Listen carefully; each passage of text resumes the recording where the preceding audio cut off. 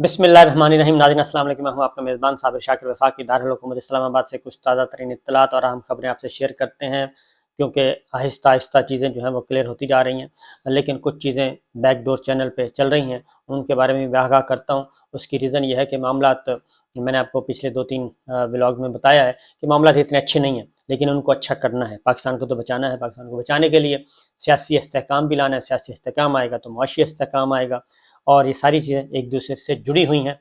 तो सियासी इस्तेहकाम लाने के लिए एक ही तरीका, वो है आम इंतखाबात का। कुछ प्लेयर्स आम इंतखाबात के लिए तैयार हैं और कुछ प्लेयर्स आम इंतखाबात के लिए तैयार नहीं हैं। जो तैयार हो चुके हैं वो पाकिस्तान तहरीक इंसाफ और उसके इत्तेहादी हैं। जो नहीं तैयार हुए वो पाकिस्तान मुस्लिम लीग नवाज़ और उसके इत्तेहादी हैं। वो उनके आपस में दरारें पड़ी हुई हैं। उनको आम इंतखाबात के लिए कैसे आमादा करना है, कैसे उनको टेबल पे लेके आना है, ये है असल मामला। क्योंकि उसकी रीज़न है कि मुस्लिम लीग नवाज़ तो बहरहाल एक इलेक्शन चाहती है। मुस्लिम लीग नवाज़ तो इलेक्शन चाहती है, लेकिन पाकिस्तान पीपल्स पार्टी किसी भी सूरत में इलेक्शन नहीं चाहती। मौलाना फजलुर रहमान साहब भी इलेक्शन से दूर भाग रहे हैं। उसकी वजह यह है कि पाकिस्तान पीपल्स पार्टी को भी ये जो रजीम चेंज में पाकिस्तान पीपल्स पार्टी के भी वारे न्यारे हुए, और दूसरी जानिब मौलाना फजलुर रहमान साहब के भी वारे न्यारे हुए। दोनों के वारे न्यारे हैं। मुस्लिम लीग नवाज़ का भुरकस निकल गया है और मज़ीद भुरकस निकलने का ख़दशा मौजूद है। और ये सारी चीज़ें, ये दोनों फ़ायदे जो हैं, ये मौलाना फजलुर रहमान साहब को भी सियासी फ़ायदा है और इसका पीपल्स पार्टी को भी सियासी फ़ायदा है। वो चाहते हैं कि ये ज़रा इनका पत्ता दरमियान में से साफ़ हो, तो ये दरमियान में खला पैदा होगा तो इनके वोटर शोटर भागेंगे, तो ये जो खला है वो पीपल्स पार्टी पूरी करेगी और मुस्लिम और मौलाना फजलुर रहमान साहब पूरे करेंगे। लेकिन ये इतना आसान नहीं है। और चूँकि नवाज शरीफ साहब आपको मालूम है पुराने खिलाड़ी हैं, और ये बिल्कुल दुरुस्त है कि इस वक्त वो मुश्किल में हैं, मुश्किलात का शिकार हैं। उनकी अपनी पार्टी के अंदर, उनकी अपनी फैमिली के अंदर बहुत सारे शुकूक व शुबहात हैं और बहुत सारी बगावतें भी हैं, और सर उठा रही हैं, छोटी छोटी बगावतें सर उठा रही हैं।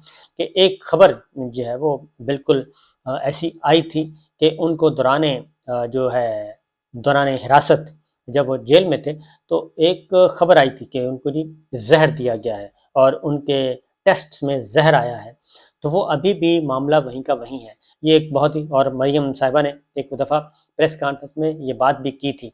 तो ये भी चीज़ें हैं। और नवाज शरीफ साहब अगर बैरून मुल्क हैं, नंबर 1 तो वो पहले तो है कि डिस्क्वालीफाई हैं, मतलूब भी हैं, सब कुछ हैं। अदालत को उनके बहुत ज़्यादा सीरियस मामलात हैं। और लेकिन दूसरी जानिब ये है कि वो बैनुल-अक़वामी प्लेयर्स के साथ भी राब्ते में हैं, इंटरनेशनल प्लेयर्स के साथ भी राब्ते में हैं, इसलिए भी उन पे कभी कभी डाउट होता है। और अलबत्ता शहबाज शरीफ साहब वाला जो तजुर्बा किया गया वो हो गया फ्लॉप, बिल्कुल नाकाम हो गया। शहबाज शरीफ साहब और उनकी टीम जो है वो पाकिस्तान को उस अंधेरों में ले गई है कि जहाँ से निकलने के लिए भी वक्त दरकार होगा, बहुत लंबा टाइम चाहिए होगा। इसलिए उन्होंने शहबाज शरीफ साहब की ये जो रजीम चेंज के बाद जो मामलात हुए और उनकी वजारत उज़्मा ने मुस्लिम लीग नवाज़ को कोसों जो है इंतखाबात से और इक़्तिदार से कोसों दूर कर दिया है, और उनकी वापसी के इम्कानात बहुत कम नज़र आ रहे हैं फ़िलहाल अगले इलेक्शन में। क्योंकि इमरान खान साहब रहें ना रहें, डिस्क्वालीफाई होते हैं नहीं होते, इससे अब ये रेलेवेंट हो चुका है। क्योंकि इमरान खान साहब अगर डिस्क्वालीफाई होते हैं, उनको गिरफ्तार किया जाता है, तो उससे उनके वोट बैंक पे कोई फ़र्क नहीं पड़ा, बल्कि उनका वोट बैंक बढ़ेगा और उनकी पार्टी ज़्यादा ताकत के साथ इलेक्शन जीतेगी। क्योंकि पाकिस्तान का बरसगीर का कल्चर ही ये है कि यहाँ पे सियासी असबियत है, अगर उसको जगानी है तो उसके लीडर को आप दबाना शुरू कर दें। बिल्कुल पाकिस्तान पीपल्स पार्टी के साथ भी यही हो चुका है, माजी में PMLN के साथ भी यही हो चुका है। जितना आप दबाते हैं किसी लीडर को, उसकी जो सियासी असबियत है, उसके पॉलिटिकल वर्कर्स, उसके सारे वो ज़्यादा उभरती है और वो ज़्यादा ताकत के साथ आते हैं। बहरहाल आने वाले दिन जो हैं वो भी मुझे अच्छे नहीं लग रहे, और जो इन्होंने फ़ायदे हासिल किए हैं वो सारे का सारा रोल बैक होगा, जो मुझे खदशा लग रहा है। क्योंकि ये जो मैंने कल की भी कल भी मैंने आपको बताया कि सुप्रीम कोर्ट पे आप ज़रूर नज़र रखें, क्योंकि सुप्रीम कोर्ट का कमरा अदालत नंबर 1 बहुत इम्पॉर्टेंट है। और वहाँ पे जो चल रहा है केस, ख़ास तौर पे एक तो पहले तो चल रहा था नैब तरामी, और अब एक और भी पिटीशन टेकअप हो गई है जो कि पेंडिंग पड़ी थी, उसको भी ज़रा जहन में रखिएगा। पहले तो ज़रा ये देखें कि नैब वाले मामले को हम पहले टेकअप करते हैं कि नैब के मामले में क्या हुआ है।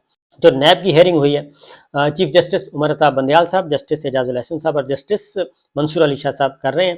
تو اس کی آپ کو میں کچھ حصے آپ کو بتا دیتا ہوں، تو اس سے آپ کو اندازہ ہو جائے گا کہ کس طرف معاملہ جا رہا ہے۔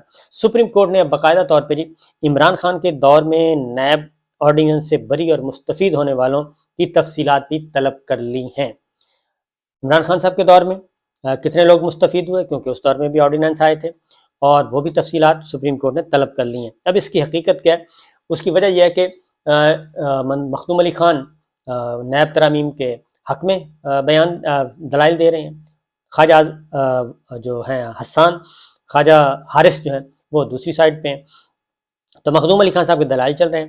تو چیف جسٹس آف پاکستان نے جب یہ کہا کہ بھئی یہ تو ایک واضح حقیقت ہے نا کہ 386 مقدمات جو ہیں وہ احتساب عدالتوں سے واپس ہوئے، اور جسٹس اعجاز الحسن صاحب نے جب یہ آبزرویشن دی کہ 386 کیسز میں سے کتنے اراکین پارلیمنٹ کے ہیں وہ بھی بتائے جائیں، اور یہ مخدوم علی خان سے پوچھا تو انہوں نے کہا تھا کہ جب مخدوم علی خان نے یہ اعتراض اٹھایا کہ بھئی عدالت یہ پوچھے کہ تحریک انصاف کے 3.5 سالوں میں کتنے لوگوں نے فائدہ اٹھایا، یہ بھی پوچھنا چاہیے، اور 3 سالہ تحریک انصاف کے 3.5 سالہ دور میں 5 نیب آرڈیننس لائے گئے، اور تحریک انصاف کے دور کے جو آرڈیننس کے تحت کتنے لوگ نیب ریفرنس واپس اور افراد بری ہوئے۔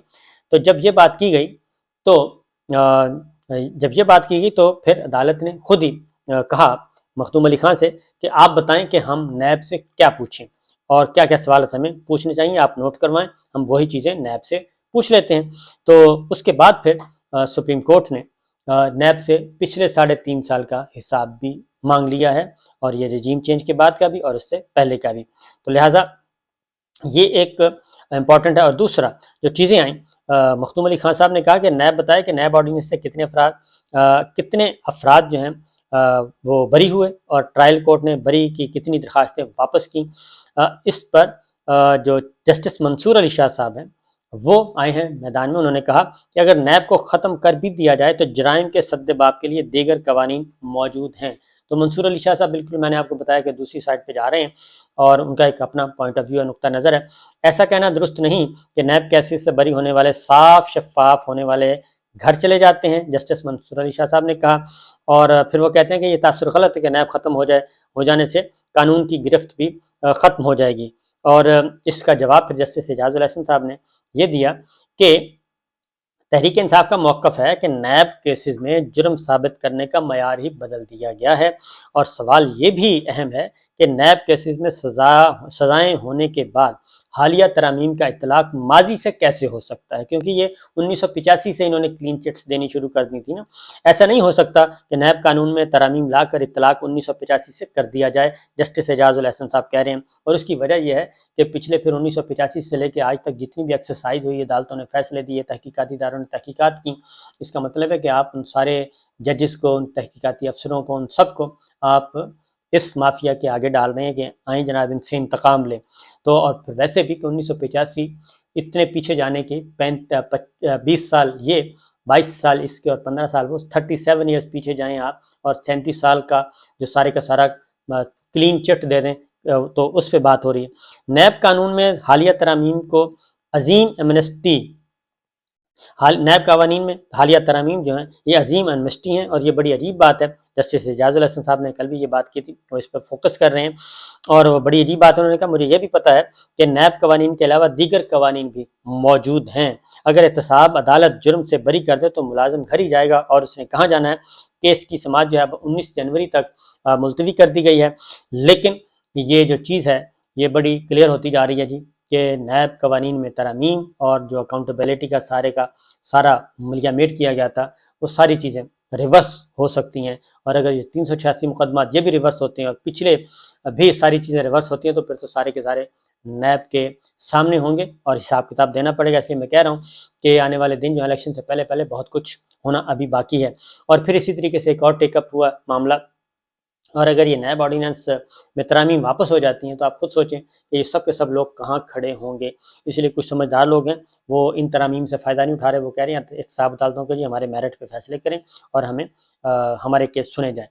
ایک اور کیس ٹیک اپ ہوا ہے، اور اس کے لیے जो EVM और ओवरसीज़ पाकिस्तानियों का वोट का हक और EVM, ये दोनों चीज़ें भी टेकअप हो गई हैं। और ये शेख रशीद साहब जो हैं वो पेटिशनर हैं और उसकी इब्तदाई समात भी हो गई है। अटॉर्नी जनरल और नादरा को भी नोटिस जारी कर दिए गए हैं और इसमें वकील जो हैं वो दाऊद गजनवी साहब पेश हुए। वोट का हक ख़त्म नहीं किया गया, लेकिन मसला सिर्फ तरीक़ाकार का है। जस्टिस एजाजुल हसन साहब ने कहा है कि वोट का हक ख़त्म नहीं किया गया, लेकिन तरीक़ाकार का, और तरीक़ाकार इतना मुश्किल बना दिया गया है कि इसको ऐसे लग रहा है जैसे डिस्करेज किया जा रहा है। ओवरसीज़ को वोट डालना पाकिस्तान आना होगा या बाहर रहकर भी वोट डाल सकते हैं, जस्टिस एजाजुल हसन साहब ने पूछा है। बज़ाहिर वोटिंग का तरीक़ाकार इतना मुश्किल बना दिया गया है कि ओवरसीज़ वोट डाल ही ना सकें। हकीकत यही है। इलेक्शन एक्ट में तरमीम अदालती फैसले की रूह के खिलाफ है। आरिफ चौधरी एडवोकेट भी पेश हुए हैं जी। ज़िमनी इंतखाबात में तजर्बा ये हुआ था और ज़िमनी इंतखाबात में तजर्बे पर कोई एतराज़ सामने नहीं आया। तरमीम करके दोबारा पायलट प्रोजेक्ट करने का कहा गया ताकि कानून साजी हो सके और नादरा और इलेक्शन कमीशन मामलत करें कि बनाया गया सिस्टम मयार के मुताबिक है या नहीं। अदालत मजीद समात 2 हफ्ते के लिए मुलतवी कर दी गई है। तो ये भी एक चीज़ जो है सामने आ रही है कि इलेक्ट्रॉनिक वोटिंग मशीन का मामला भी और ओवरसीज़ पाकिस्तानियों को वोट देने का हक भी, ये भी इशू टेकअप हो गया। और इस पे भी, क्योंकि ये भी आनन फानन जो मौजूदा हुकूमत ने आके रजीम चेंज के बाद मौजूदा मरासता सरकार ने जो काम किए थे वो यही किए थे। EVM ख़त्म कर दिया, ओवरसीज़ पाकिस्तानियों को वोट का हक ख़त्म कर दिया, नैब ने कवानीन में तरामीम कर दी, 386 मुकदमात ख़त्म कर दिए। ये सारा कुछ तो हो गया, लेकिन पाकिस्तान जो है वो तबाही की तरफ चला गया। तो ये मामलात हैं जो कि फंसे हुए हैं और इसी वजह से जो मामलात हैं ये दोबारा से ज़िंदा हो सकते हैं, क्योंकि जो NRO 1 का हाल हुआ था वही NRO 2 का हशर भी हो सकता है। तो बहरहाल देखते हैं जी किस तरफ जाते हैं। इजाज़त दीजिए, अल्लाह हाफ़िज़।